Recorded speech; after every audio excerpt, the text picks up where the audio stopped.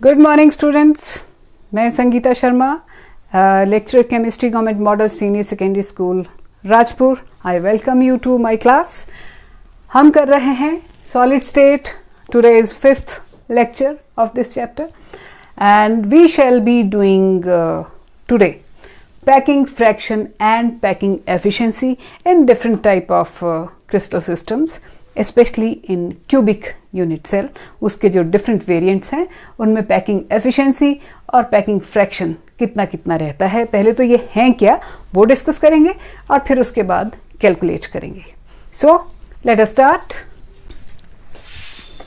Now we are going to discuss packing fraction and packing efficiency। What is packing fraction या packing efficiency? Packing efficiency ये है कि आपको एक box दिया गया, उसमें कुछ आपको बॉल्स दिए गए, वो पैक करने थे आपने। तो बॉल जो है वो स्फेरिकल बॉडी है, बॉक्स जो है वो रेक्टेंगल मतलब क्यूबिकल होगा या उस तरह का। तो जब भी आप स्फेरिकल बॉडीज को किसी बॉक्स में, बॉक्स जैसी इसमें पैक करने की कोशिश करेंगे तो ये स्थिति रहेगी। ये आपके बॉल्स हुए और इस बॉक्स में इस तरह से हमने डाल दिए। अब ये सारा जो बॉल्स ने ऑक्यूपाई किया वो तो ठीक है, लेकिन ये जो जहाँ पे बॉल्स एक दूसरे के साथ पैक होते हैं सट के, क्योंकि अगर क्यूबिकल बॉडीज होती तो बीच में ऐसी खाली जगह नहीं रहती, क्यूबिकल रेक्टेंगुलर कुछ होते ही। अब यहाँ पे क्या है, खाली जगह काफी रह जा रही है। ये तो आपके पास अवेलेबल वॉल्यूम या स्पेस टोटल इतना था, उसमें से ऑक्यूपाई कितना हुआ, जितना इनका एक्चुअल वॉल्यूम है, और खाली कितना रहा, ये सारा जो है खाली हुआ। खाली मतलब स्पेस वेस्ट हुई। तो पैकिंग एफिशिएंसी है कि आपने जब कुछ चीजें पैक की, आपने नहीं, क्रिस्टलाइटिस में तो हम क्रिस्टलाइटिस की बात कर रहे हैं, तो उसमें तो एटम्स की पैकिंग होगी, आयंस या मॉलिक्यूल्स की।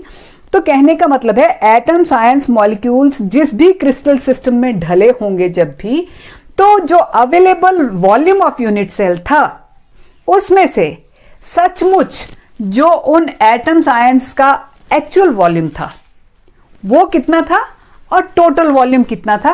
तो टोटल वॉल्यूम की तुलना में जो सचमुच ऑक्यूपाइड वॉल्यूम है किसी यूनिट सेल का वो है पैकिंग फ्रैक्शन।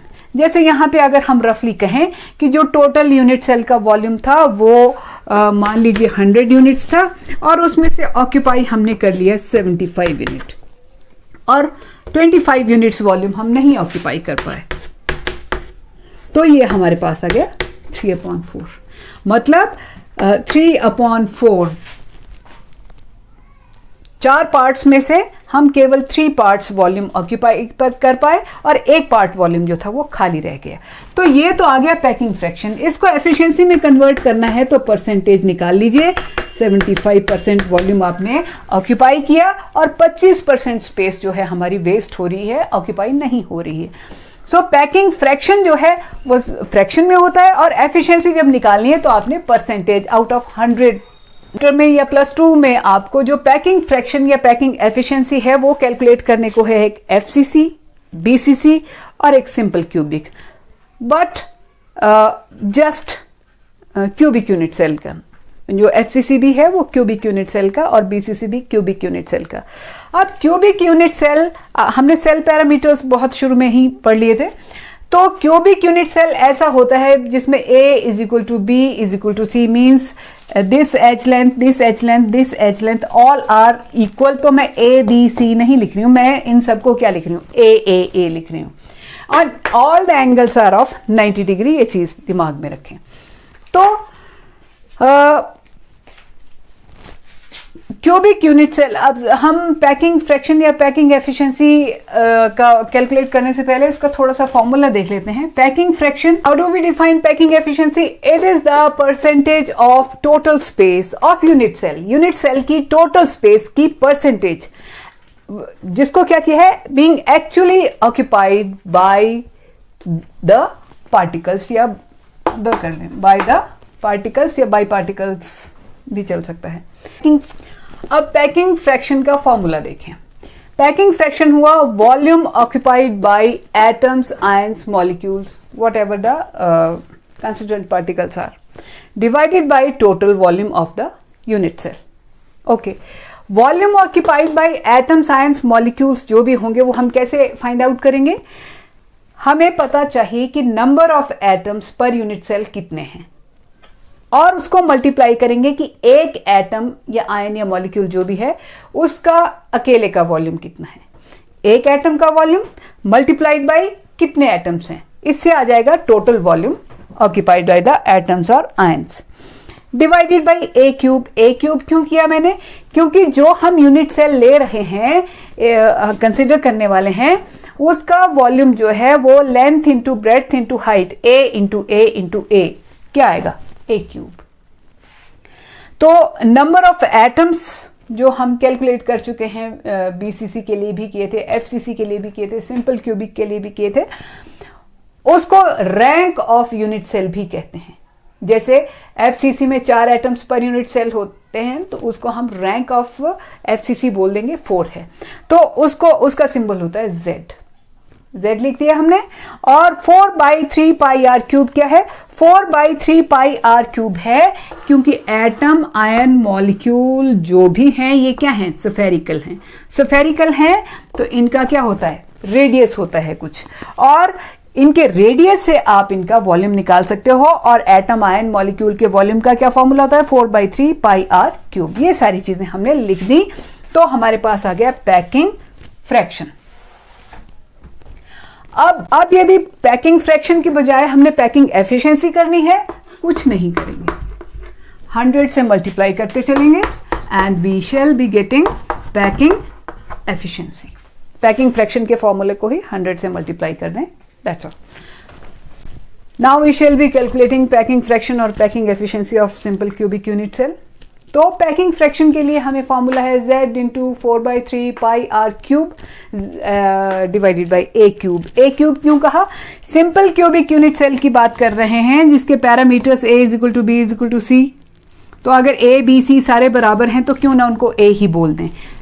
A, B की जगह भी A ले रही हूं मैं, A की जगह भी A, सब बराबर हैं।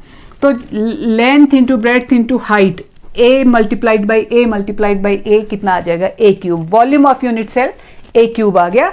A क्या है? Edge length of the unit cell. ये edge length of the unit cell क्या है? A है, तो वॉल्यूम आ गया A क्यूब।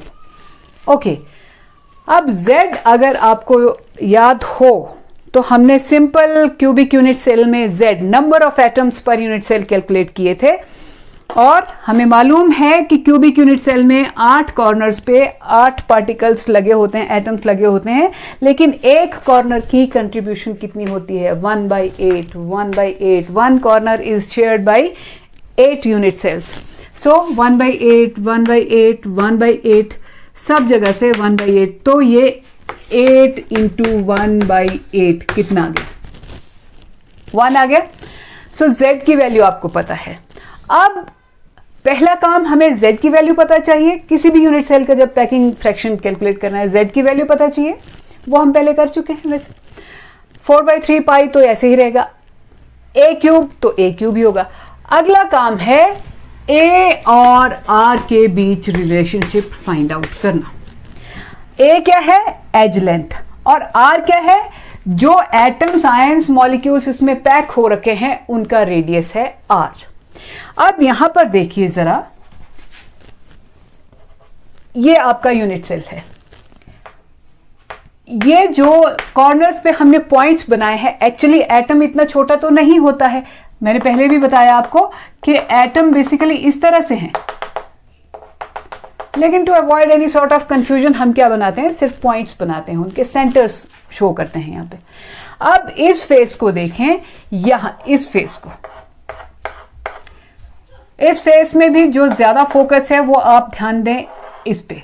ये एज है, इसकी लेंथ क्या है? A है, और इसके कॉर्नर्स पे 2 एटम्स हैं।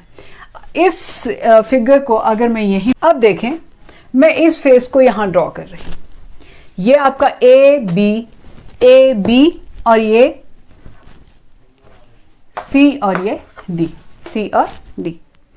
अब ए बी जो है उसकी वैसे लेंथ देखी जाए तो क्या है, एज है ये, इसलिए एज लेंथ क्या है, ए है। लेकिन उसके सिवाय आप एक और चीज भी देखें, यहां से यहां तक ये जो ये एटम है, यहां से यहां तक इसका रेडियस है आर, और यहां से यहां तक दूसरा जो एटम है उसका रेडियस है आर। तो हम ये भी कह सकते हैं 1 और 2r, जो एज लेंथ है a, this is edge length, otherwise a is equal to 2r। और हमें काम क्या था, a और r के बीच का रिलेशनशिप फाइंड आउट करना था। तो एक, या तो इसको ऐसे कह लें या फिर कह लें r is equal to a upon 2। जो भी हमें जरूरत पड़ेगी उस चीज को हम यूज कर सकते हैं। मतलब सिंपल क्यूबिक यूनिट सेल में जो एज लेंथ है that is double the radius of atom जो भी उसमें पैक हो रहा है, या आप कह सकते हैं radius is half of the, मतलब किसी एटम का रेडियस जो है that is equal to half of the edge length of that unit cell. Okay, अब हमारे पास r की वैल्यू भी आ गई है, a की वैल्यू भी आ गई है। अब हमें पैकिंग फ्रैक्शन कैलकुलेट करना है, तो वहां पे हम ये वैल्यूज पुट कर दें। अब पैकिंग फ्रैक्शन में हम z की वैल्यू पुट कर रहे हैं 1 मल्टीप्लाइड बाई 4/3 पाई, पाई हुआ, पाई इज 3.143, और क्यूब लिख दिया, डिवाइडेड बाई a क्यूब। अब a हमें मालूम है किसके बराबर है, 2r, तो 2r क्यूब, 2r क्यूब के बजाय मैं इसी स्टेप में कर रही हूं 8r क्यूब, क्योंकि 2r multiplied by 2r multiplied by 2r, 2 into 2 into 2 8 हो गया, और r क्यूब ये आ गया। अब इसमें देखें r क्यूब इसके साथ कैंसिल हो रहा है, और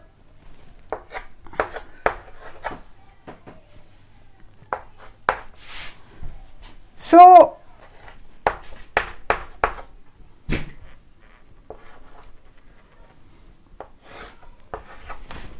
now this comes out to be 3.143 upon 3 into 2 6, ये 3 into 2 6 हो गया, और ये आ जाएगा हमारे पास 0.5236, but this is packing fraction.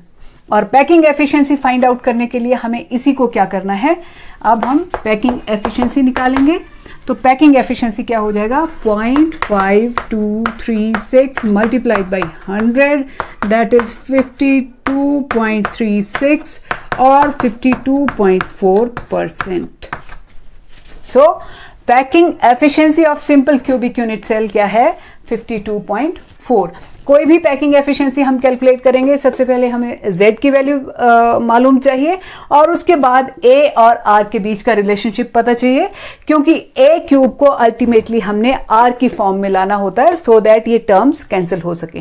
तो यहाँ पे तो इट वॉज वेरी सिंपल। अब अगला भी कोई कॉम्प्लिकेटेड नहीं है, चलिए वो करते हैं। Next is packing efficiency of BCC, BCC body centred cubic unit cell. Packing efficiency of BCC में पहले हम फिगर से समझेंगे कि हमें करना क्या है, what we have to find out. जैसे कि आपको मालूम है कि हर पैकिंग एफिशिएंसी में सबसे पहला काम हमारा होता है A और R का रिलेशनशिप फाइंड आउट करना, और नंबर ऑफ एटम्स Z की वैल्यू चाहिए होती है, वो हम वैसे मालूम भी है बट उसको रिफ्रेश भी कर लेंगे। तो पहले हम A और R का relationship, A is edge length and r is radius of the atoms which are being packed there.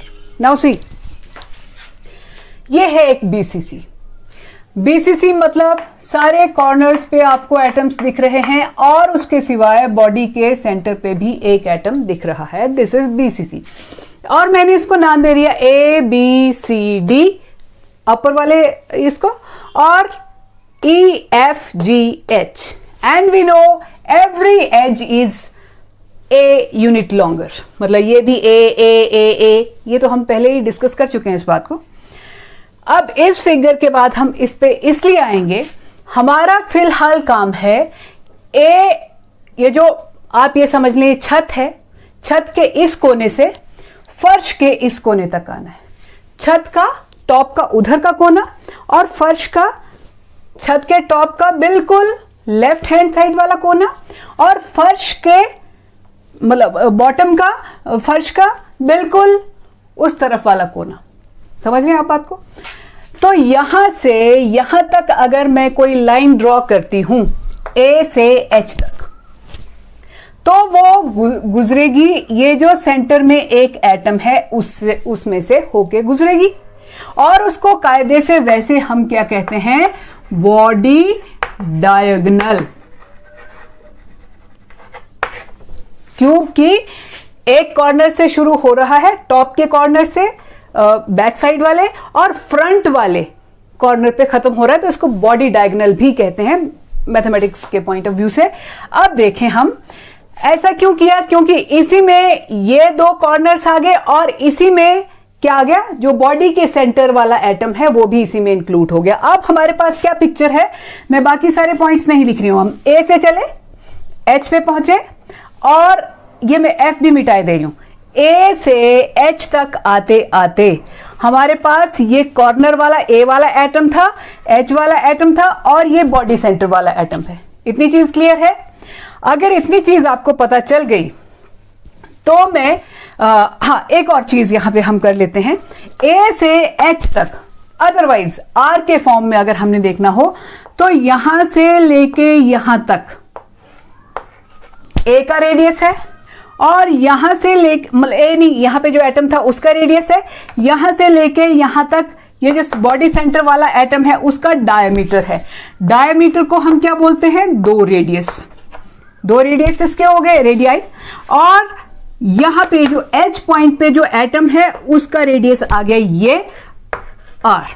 सो आप इजीली समझ पा रहे होंगे कि ए से एच तक अगर एटॉमिक रेडियस के हिसाब से बताना हो तो ए से एच तक का जो डिस्टेंस है that is equal to 4r। अभी तक हमें इतना पता है। मैं इस 4r के कंफ्यूजन को भी फिलहाल मैं यहां लिख देती हूं, A H is equal to 4r, बाकी यहां पे कोई मेस ना क्रिएट हो इसलिए मैं यहां से मिटा रही हूं। अब यहां देखें, हमने ए से एच तक जो बॉडी डायगोनल है उसकी लेंथ निकालनी है in form of A. R के फॉर्म में तो हमें पता है it is equal to 4r। अब यहां फोकस करें, आपको नहीं लगता कि A H can be equal to, अगर हम यहां पे एक डायगोनल बना दें, ये जो लोअर फ्लोर है यहां पे एक डायगोनल बना देते हैं, ये ई एच, तो ए एच, फिलहाल हमारे पास ये फिगर आ रही है ऐसे, ए ई एंड एच, और ये एंगल हमें मालूम है 90 डिग्री का है। ओके, 90 डिग्री का है, तो हमारे पास बड़ी सीधी सी बात है भाई, ये चीज अगर हमें ये ई एच जो कि फिलहाल तो पता नहीं है, ए ई इज इक्वल टू ए, क्योंकि ये तो एज लेंथ है। अब ई एच का हमें अभी तक पता नहीं है, ए एच हमने कैलकुलेट करना है। वैसे हमें पता है कि ये 4r के बराबर है। अब हमारी अगली असाइनमेंट, इससे पहले कि हम इस यहां पे पाइथागोरस थ्योरम लगाएं कि परपेंडिकुलर का स्क्वायर प्लस बेस का square is equal to hypotenuse का स्क्वायर, तो हमारे पास बेस की वैल्यू पता नहीं है। Now let us find it out, it is very easy. वैसे ये हम कर भी चुके हैं। आपको मालूम है कि ई जी जो है that is A, G H वो भी क्या है, ए है। अब यहां पर perpendicular plus base square is equal to hypotenuse. इस ट्राइंगल को भी मैं बना देती हूं, ये है ई जी एच, ई की वैल्यू ए, ई जी की वैल्यू ए, जी एच की वैल्यू ए, और हमारा काम है ई एच फाइंड आउट करना। So step number 1, E H को फाइंड आउट कर लेते हैं। ई एच स्क्वायर, सॉरी यहां से चलती हूं मैं ना, E G square plus GH² is equal to EH²। क्या बोला मैंने? ये स्क्वायर प्लस ये स्क्वायर इज इक्वल टू ये स्क्वायर, क्योंकि हमको अभी तक इसका पता करना है ये क्या है, तब हम फिर इसका पता कर लेंगे। EG² means EG² A² plus GH² again A² is equal to EH²। EH² कोई बात नहीं, EH² किसके बराबर आ गया? 2A²। EH² is equal to 2A²। समझ आ गई बात? हमें इसका वैल्यू चाहिए थी and it comes out to be 2A²। This is 2A। No, EH² की वैल्यू है 2A²। EH लेंगे तो √2A आएगी, यू कैन अंडरस्टैंड। तो अब हमारा काम है, हमें EH की वैल्यू पता चल गई है √2A। EH की वैल्यू पता चल गई है √2A, और हमने AE की वैल्यू तो हमें मालूम ही है। ठीक है, अब हमारा काम है AH की वैल्यू फाइंड आउट करनी।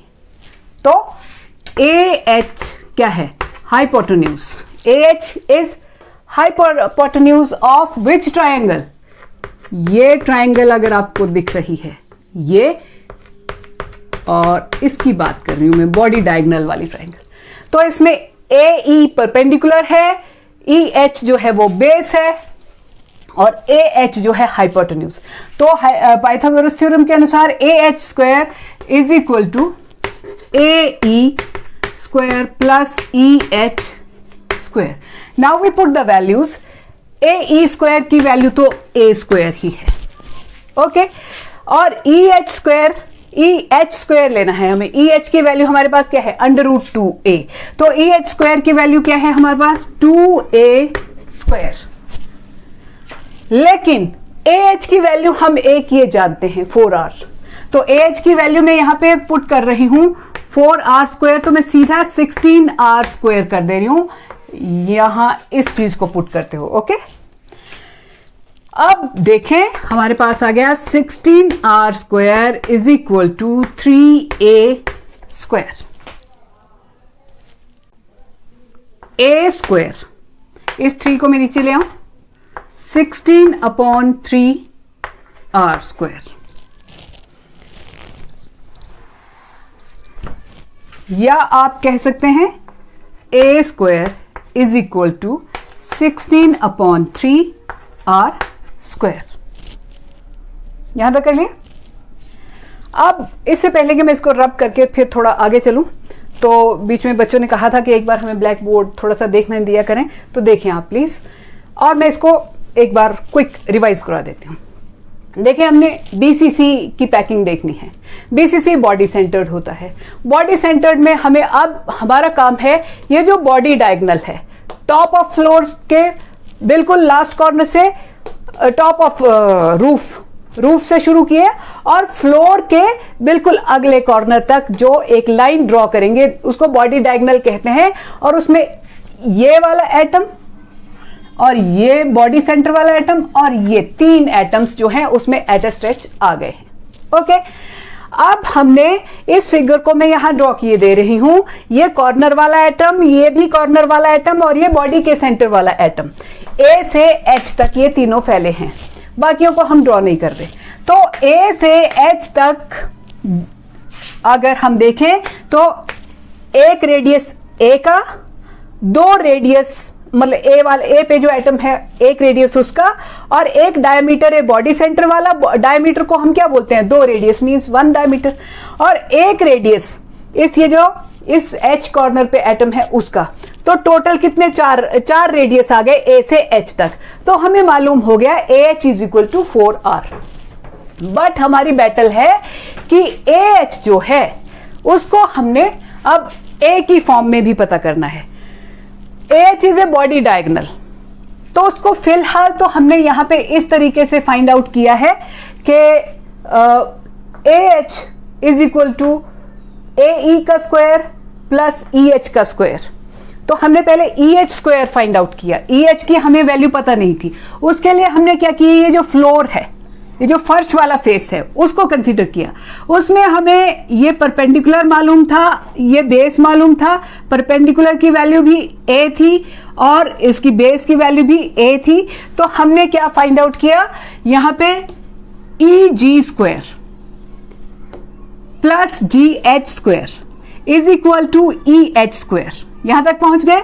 अब EG स्क्वायर, EG क्या है, एज है, A square. GH square, GH क्या है, एज है, इसका square is equal to EH square, hypotenuse, जिसकी हमें जरूरत है फिलहाल। तो उसकी वैल्यू आ गई 2A square. EH square is 2A square, तो EH का मतलब हो गया √2A। ओके, अब हमें इसकी वैल्यू पता चल गई है और हमने क्या करना है, इसकी वैल्यू A पता है, इसकी √2A पता है, इसका पता करना है, यानी कि इस ट्राइंगल में। लेकिन AH का हमें एक और भी चीज पता है कि AH is equal to 4R। यहां पे थे ना वो 3 एटम, एक एटम यहां पे, तो वो 4R आया था ना। तो AH is equal to 4R ये भी मालूम है। अब AH का स्क्वायर, इसका स्क्वायर यानी कि इसका square is equal to AE का स्क्वायर प्लस EH का स्क्वायर। EH की वैल्यू हमें मालूम थी, √2A थी, तो EH स्क्वायर आ गया 2A स्क्वायर, और ये A स्क्वायर और ये AH जो है वो 4R के बराबर है, तो 16R स्क्वायर हो गया। और 16R square is equal to 3A square आ गया फिलहाल हमारे पास। और फिर 3 को इस तरफ ले गए तो ये आ गया 16/3R square is equal to A square. इससे आगे तो सिंपल है ये। लेकिन मैं एक बात और बताऊं, हम इस तरह से नहीं चलते, तो वैसे भी एक चीज मालूम होनी चाहिए, हमने A से H तक पहुंचना है। कैसे कैसे पहुंचेंगे, A से पहले B तक जाएंगे, B से पहले फिर D तक जाएंगे, और D से कहां जाने वाले हैं आप, H तक। A से B तक क्या है, A, B से D तक क्या है, A, और D से H तक क्या है, A।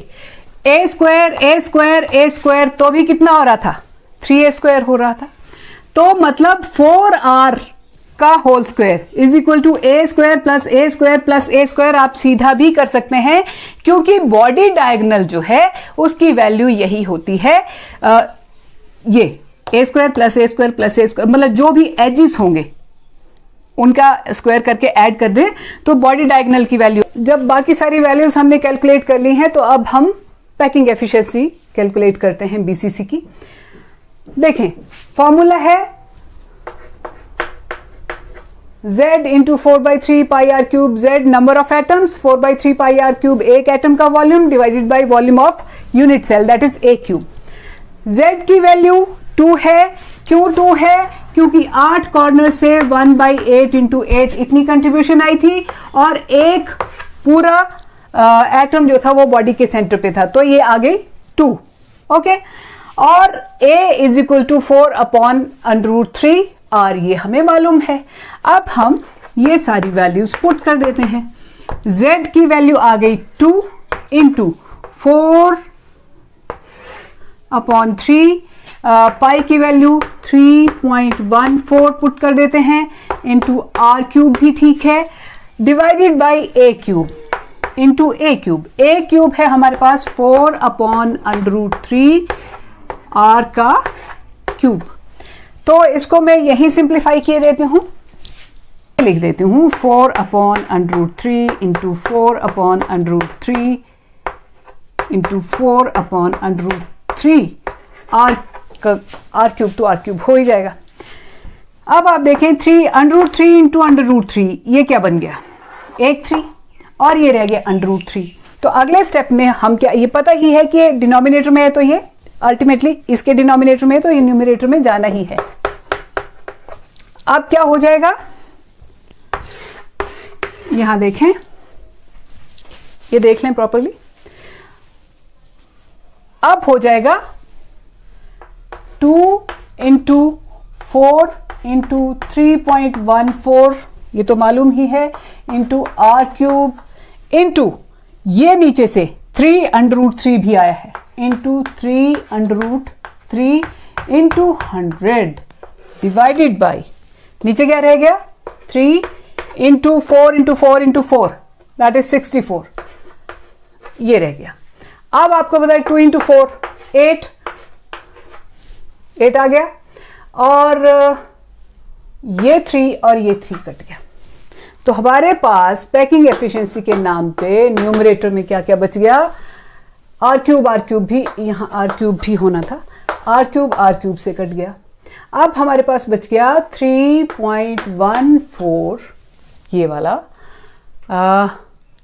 डिवाइडेड बाई 8, हाँ ये भी है, into √3 and whole multiplied by 100। So ये फाइनली आता है 68%। ये सारा मल्टीप्लाई डिवाइड करके इसकी वैल्यू 1.73 आ जाएगी, और 1/8 जो है वो 0.125 आ जाएगा। वो सारी चीज़ें मल्टीप्लाई जब हम कर देंगे तो 68% आ जाएगा। तो पैकिंग फ्रैक्शन आ गया, 68 को डिवाइड कर देंगे 100 से 0.68, और फिर वॉइड या एम्प्टी स्पेस, इतनी जगह आपने घेर रखी है 68%, तो खाली कितनी हुई 100 माइनस 68 दैट इज 32। वॉइड और empty space in BCC comes out to be 32%.